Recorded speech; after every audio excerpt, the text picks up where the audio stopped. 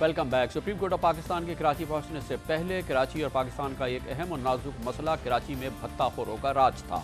कराची में तिजारत पेशा लोगों से, इंडस्ट्रीज से, दुकानदारों से हर माह अनेक अंदाजे के मुताबिक 5 अरब रुपए से जायद भत्ताखोर वसूल करते थे। मुख्तलिफ जमातों से इनका ताल्लुक बताया जाता था। पर्चियाँ दुकानों को, कारखानों को और तिजारत पेशा लोगों को भेज दी जाती थी। उनसे कहा जाता था कि फ़ला मकाम पे फ़ला तारीख और फ़ला वक्त से पहले इतने पैसे भेज दिए जाएं। अगर पैसे नहीं भेजे जाते थे तो हैंड ग्रेनेड फेंके जाते थे, दुकानों पर भी, कारखानों पर भी, हत्ता के घरों पर भी। और अगर इससे भी काम नहीं चलता था तो लोगों को अगवा कर लिया जाता था, हत्ता के वो मुतालबा करने वाली रकम वापस ना कर दें। इससे ज़्यादा भयानक सूरत हाल कराची की नहीं हो सकती थी। हालात में बेहतरी आई है, मगर इसके लिए क्या है कि सुप्रीम कोर्ट ऑफ पाकिस्तान यहाँ पे 5 रुकनी बेंच के साथ मौजूद है। सुबह शाम समाअत हो रही है और पूरा पाकिस्तान का कराची में मौजूद कानून नाफिज करने वाले इदारों का तमाम निज़ाम इस वक्त अलर्ट और चौकस खड़ा है। मगर ये अलर्ट और ये चौकसी सुप्रीम कोर्ट ऑफ पाकिस्तान के इस केस और उनकी इस यहाँ मौजूदगी की वजह से है। ये वक्ती रुझान और ये हालात क्या हमेशा के लिए कायम रहेंगे, इसके फिलहाल इशारे नहीं मिल रहे हैं। मौजूदा सूरत हाल भत्ताखोरी के हवाले से क्या है, ये हम पूछेंगे और इसके लिए पाकिस्तान की इस बड़े शहर में मौजूद तिजारती अंजुमनों के चीता लोगों को हमने दावत दी है। उनसे पूछते हैं कि मौजूदा सूरत हाल क्या है। सबसे पहले हमारे साथ मौजूद है जौहर कंधारी, जो कि चेयरमैन हैं कराची और पाकिस्तान की Mumtaz trading site Korangi trade industries, Korangi association of trade and industries के सदर। जनाब कंधारी साहब, आपके पास क्या इत्तलात आ रही हैं? कोरंगी में मौजूद कारखानेदार, इंडस्ट्रियलिस्ट जो कि भत्ताखोरी से बेपनाह परेशान थे, हालिया तौर पे हालिया दिनों में क्या आपके पास खबरें आ रही हैं इस हवाले से? फ़र्क तो बड़ा वाज़ेह नज़र आ रहा है जी, जब से ये ख़ासतौर पे गवर्नमेंट एक्शन में आई है और हमें एक प्रॉपर तरीके से पॉलिटिकल विल नज़र आई है कि इस चीज़ को ख़त्म करना है। और इसमें मैं समझता हूँ कि क्रेडिट भी हमारी बिज़नेस कम्युनिटी को जाता है कि सबसे पहले हमने ये एक आवाज़ उठाई थी कि जी बस वी जस्ट वांट पीस, और उसके लिए चाहे कुछ भी करना पड़े हमें पीस चाहिए। और उसके बाद फिर बतदरीज बड़ी चीज़ें होती हुई नज़र आईं। और इस वक्त ख़ासतौर पे जो रेंजर्स को जो पावर इख्तियार दिए गए हैं और इसके अलावा सुप्रीम कोर्ट की यहाँ पे जो प्रेजेंस है ये, और इसके अलावा जो पुलिस को इख्तियार दिए गए हैं और जो फेडरल और सूबाई सतह पे चीज़ें नज़र आ रही हैं, वो अब बड़ा वाज़े तौर पे फ़र्क आया है। और जो हालात आज से 15-20-25 दिन पहले थे उसमें बतदरीज कंट्रोल होता जा रहा है। और मुझे ऐसा नज़र आता है कि अगर ये चीज़ें इसी तरीके से चलती रहें तो आगे और चीज़ें बेहतर हो सकती हैं। बड़ा क्लियर है कि जब एक चीज़ नज़र आई, एक वो बड़ा आम से कहते हैं कि कमिटमेंट नज़र आया सरकार का इन चीज़ को ख़त्म करने के लिए, तो कहते हैं कि there is always way if you are committed. तो अब उसके रास्ते निकल गए और आपको देख रहे हैं कि जब खासतौर पर रेंजर्स को उसमें बड़ा क्रेडिट जाता है कि वो बिला इम्तियाज़ जो उनकी कार्रवाई है उससे बड़ा फ़र्क पड़ रहा है। और साथ साथ जो सुप्रीम कोर्ट के हवाले से भी मैं कहूँगा कि उनका यहाँ पे आना और उस चीज़ को जो जिस तरीके से उस पर कार्रवाई की जा रही है, इस चीज़ ने जो है जो एक लिबर्टी थी वो जराइम पेशा अनासिर को, वो अब ख़त्म हो गई है और वो उसमें कमी नज़र आ रही है।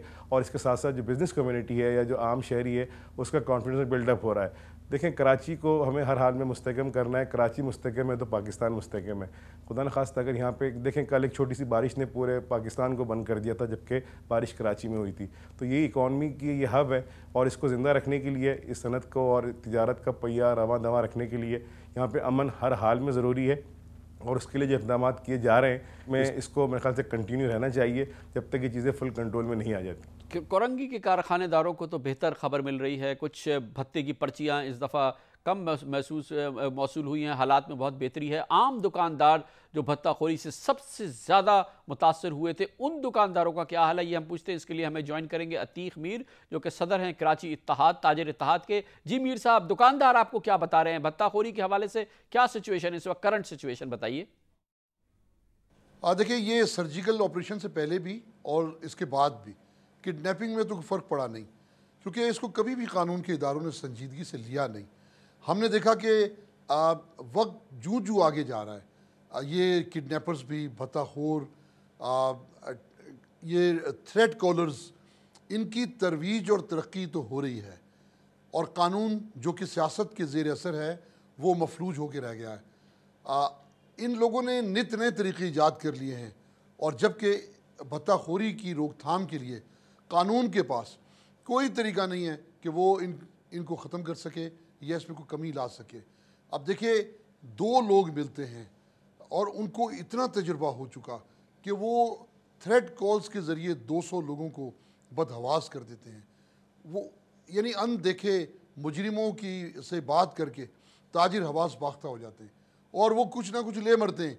2000 5000 अब तो बड़े सस्ते में भी जान छोड़ देते हैं, क्योंकि हर दूसरे आदमी ने यही काम पकड़ लिया है।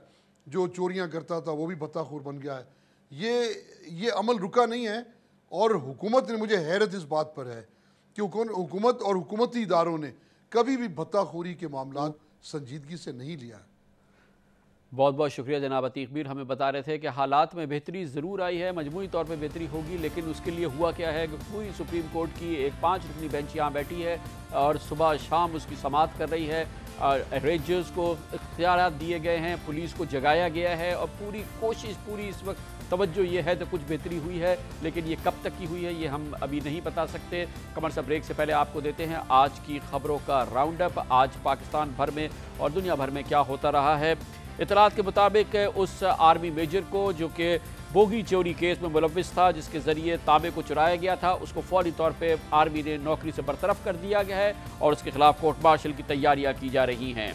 आज बन्नू एफआर में एक वाक़या हुआ है जिसमें 3 ISI के एहलकारों को गोलियां मारकर शहीद किया गया है। वहाँ पे मौजूद सरकारी ज़राए का कहना यह है कि इसमें गैर मुल्की एजेंट जिन्होंने पाकिस्तानियों का लिबादा ओढ़ा हुआ था वो मुलव्विस हैं। ताज़ा तरीन इत्तलात के मुताबिक सिंध में जो फसलों को नुकसान पहुंचा है सैलाब की वजह से 77 अरब रुपए की कपास की फसल पूरे सिंध में तबाह हो चुकी है। ये आदाद शुमार हैं। तालिबान ने कल नेटो हेडक्वार्टर पर काबुल में हमला किया था, अमरीकी सफारत खाने और नेटो हेडक्वार्टर को दहला दिया था। आज ये हमला ख़त्म हुआ है और वो तालिबान जिन्होंने ये हमला किया था करीबी इमारत में उनको हलाक किया गया है, लेकिन इससे पहले 14 हलाकतें हुई हैं और नेटो और अमरीकी सफारत खाने की सिक्योरिटी के बारे में तमाम तासुर ज़ायल हो चुके हैं। इसी दौरान नए आदाद शुमार आए हैं अमरीका में, जहाँ से बताया जा रहा है कि अमरीका में अब गुर्बत मज़ीद बढ़ रही है। हालिया सालों में इसमें इजाफा हुआ है, तशवीशनाक इजाफा। इस वक्त अमरीका में 4 करोड़ 62 लाख शहरी गुर्बत का शिकार हैं। जो गुर्बत के आदाद शुमार अमरीका में जमा किए गए हैं और उसके लिए जो पैमाना तजवीज़ किया गया है गुर्बत में पिछले कई सालों में और ख़ास तौर पर गुज़िश्ता साल में खातिर ख्वाह इजाफा हुआ है। कमर्शियल ब्रेक और उसके बाद जिक्र होगा कि पाकिस्तान की हुकूमत ने सैलाब के मुतासरीन के लिए आज एहतमाम किया। एहतमाम था दुआ का, दवा फ़िलहाल मुतासरीन तक नहीं पहुँच रही है। क्या हो रहा है ये आपको दिखाएंगे कमर्शियल ब्रेक के बाद।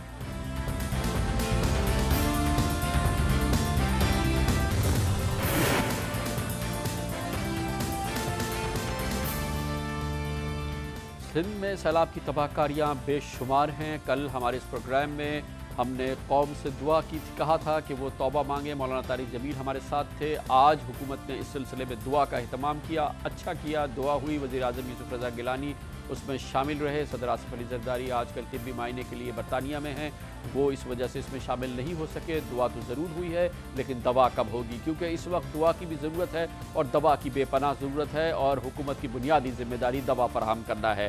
सैलाब मुतासरीन जिनकी तादाद में अब इतलात के मुताबिक इजाफा मुसलसल हो रहा है और अब ताज़ा तरीन खबरों के मुताबिक 5 लाख बच्चे और 1,30,000 हामला ख़वातीन समेत तकरीबन 55 लाख लोग मुतासर हैं। इस वक्त मुख्तलिफ इमदादी कैंपों में 1,40,000 लोग मौजूद हैं, जबकि अब भी 52 लाख लोग ऐसे हैं सिंध के अंदरून में जो कि खुले आसमानों के तले हैं। 29,000 देहात मुतासर हो चुके हैं। तबाही बेशुमार है और हुकूमती इक़दाम फ़िलहाल नाकाफ़ी है। ना हुकूमत के पास रिसोर्सेज हैं और ना ही हुकूमत के पास वो क़ुव्वत फ़िलहाल नज़र आती है कि वो इन मुतासरीन की मदद कर सके या मौसर मदद का कम अज़ कम एहतमाम कर सके।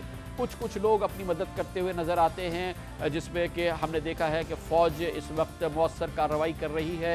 इतलात के मुताबिक फ़ौज के तहत आज भी 30 टन सामान मुतासरीन को तकसीम किया गया। सियासी शख्सियात जिनमें हिम्मत हो रही है, जो कोशिश कर रही है, वो अपने इलाकों में काम कर रहे हैं। नवाब शाह में सदर आसिफ अली ज़रदारी की हमशीरा फरियाल तालपुर काम कर रही हैं, कोशिश कर रही हैं रिलीफ का, लेकिन जो तबाही है वो इन तमाम कोशिशों से बाहर नज़र आती है। लेकिन इस वक्त जो मौसर काम नज़र आ रहा है, जो हमने सर्वे किया है, गैर सरकारी तंजीमें फ़िलहाल मौसर नहीं हुई हैं, लेकिन इत्तलात के मुताबिक इस वक्त सिंध के मुतासरा इलाकों में प्रेजेंस नज़र आ रही है, बहुत मौसर प्रेजेंस नज़र आ रही है।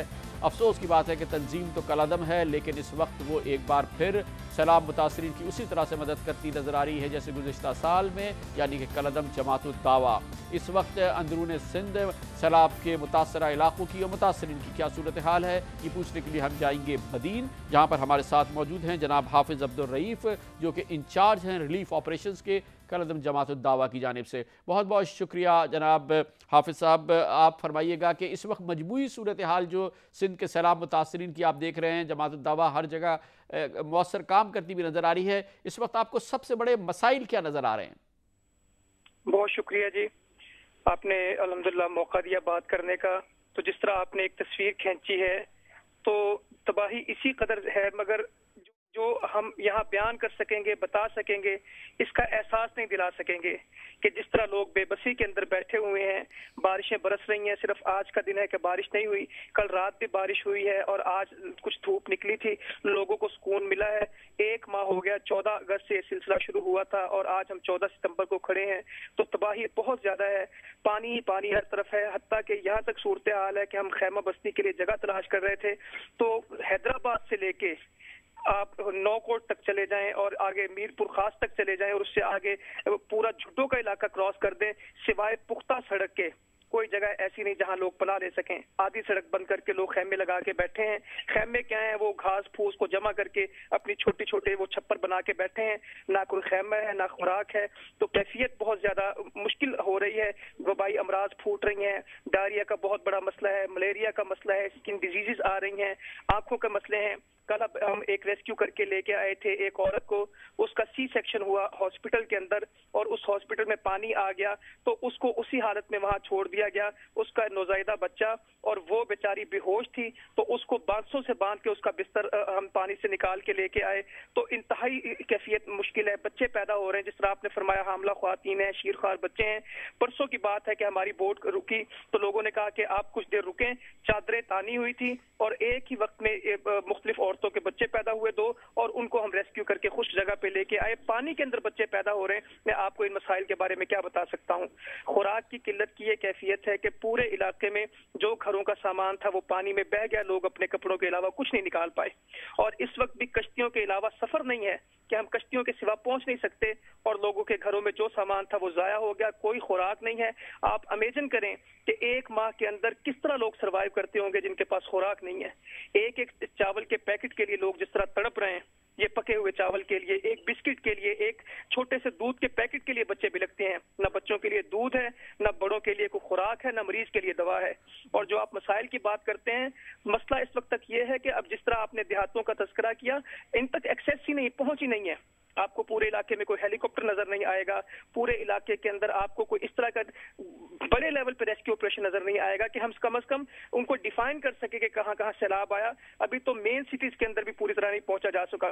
टंडुजान मोहम्मद है, पंगरियों का इलाका है, रोड खुला ही नहीं, कश्तियों के अलावा कोई एक्सेस नहीं। बहुत शुक्रिया जनाब हाफिज अब्दुल रऊफ। कलादम जमात दावा मौसर काम कर रही है और आपने तस्वीर देखी कि इस वक्त सिंध के अंदरून का हाल क्या है। हुकूमत ने दुआ तो की है लेकिन अब आगे आए और दवा का इख्तिमाम करे। कमर्शियल ब्रेक और उसके बाद जिक्र करेंगे सदर आसिफ अली जरदारी बरतानिया में हैं, जहां उनके इंतहाई अहम तिब्बी मायने भी हुए हैं। हालत बेहतर बताई जाती है, तसल्ली बख्श है। इसकी तफसील आपको देंगे कमर्शियल ब्रेक के बाद।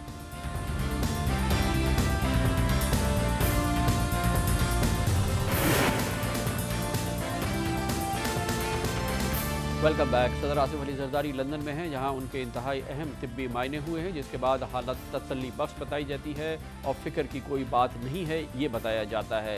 इस अहम मौके पर जबकि पाकिस्तान में सिंध में ख़ासतौर पर उनके अपने घर नवाबशाह में शदीद सैलाब है, ये अहमियत की बात है कि सदर आसिफ अली जरदारी को इन अहम तिब्बी मायनों के लिए लंदन जाना पड़ा। इन तिब्बी मायनों के हवाले से हम ताज़ा तरीन सूरत हाल जानेंगे। इसके लिए जाएंगे लंदन, जहाँ पर मौजूद हैं हमारे कॉरेस्पॉन्डेंट मुर्तज़ा अली शाह। बहुत शुक्रिया मुर्तज़ा शाह साहब, कुछ तफसील बताइएगा जो आप तक पहुँची है बात इन तिब्बी मायनों के हवाले से जो टेस्ट हुए आसिफ जरदारी साहब के और अभी तक वो जुबे से लेकर आज तक लंदन में मौजूद हैं, क्या अहवाल है? प्रेसिडेंट आसिफ अली जरदारी फ्राइडे की शाम को लंदन पहुंचे थे और संडे अर्ली मॉर्निंग को वो रॉयल ब्रॉम्पटन हॉस्पिटल जो वेस्ट लंदन में वाक़ है वहाँ वो मेडिकल टेस्ट और एंजियोग्राफी के लिए गए। रॉयल ब्रॉम्पटन हॉस्पिटल के जो हेड ऑफ कार्डियोलॉजी डिपार्टमेंट है डॉक्टर कार्लो डी मैरियो वो और उनके साथ थे 4 उनके असिस्टेंट थे जो टॉप सर्जन्स जो हैं, जिनमें से 2 रॉयल ब्रॉम्पटन हॉस्पिटल के हैं और 2 अमेरिका से स्पेशल तौर पर बुलाए गए थे। उन्होंने डॉक्टर कार्लो को असिस्ट किया मेडिकल टेस्ट में और एंजियोग्राफी के लिए, और उसी दिन शाम को उन्होंने प्रेसिडेंट आसिफ अली जरदारी को बता दिया था कि वो बेहतरीन सेहत में हैं। उनको किसी किस्म का जो मेडिकल टेस्ट हैं वो सारे जो उनमें से वो जाहिर कर रहे हैं कि उनकी सेहत बिल्कुल ठीक है, और उनको जो पहले जो कॉम्प्लिकेशंस थी जो जेल के से निकलने के बाद वो सारी तकरीबन वो दूर हो चुकी हैं और उनको घबराने की या फिक्र की कोई ज़रूरत नहीं है। उसी शाम को वो अपने होटल में वापस आ गए थे जो चर्चिल हयात रीजेंसी होटल है। उस वक्त से लेकर अब तक हर दिन जो रॉयल ब्रॉम्पटन हॉस्पिटल के 2 सर्जन उनको वहाँ पे विज़िट करते रहे उनकी फर्दर वो चेकअप्स के लिए, लेकिन उन्होंने उनको सब क्लियर दे दिया। इस पूरे अरसे में पाकिस्तानी हाई कमिश्नर वाजिद शमसल हसन और डॉक्टर आसम हुसैन प्रेसिडेंट आसिफ अली जरदारी के साथ मौजूद रहे। उनकी दोनों बेटियां भी आज तक उनके साथ वहां पर मौजूद हैं, और उसके अलावा वहां पे हमारे सोर्सेज ने बताया कि प्रेसिडेंट आसिफ अली जरदारी को डॉक्टर्स ने मना किया हुआ था कि वो किसी भी किस्म के वो विजिटर्स को एक्सेप्ट ना करें, लेकिन सोर्सेज ने कंफर्म किया कि उनके पास जो करीबी जो फैमिली फ्रेंड्स हैं और रुफ़का हैं वो उनका हयात रीजेंसी होटल में, लेकिन हमारे सोर्सेज ने कंफर्म किया है कि प्रेसिडेंट आसिफ अली जरदारी को चर्चिल होटल में उनके करीबी रफ़का और फैमिली फ्रेंड्स वो बहुत शुक्रिया मुर्तज़ा अली शाह हमारे साथ लंदन में थे। और सदर आसिफ अली जरदारी के जो तिब्बी मायने जो एग्जामिनेशन बरतानिया में हुए हैं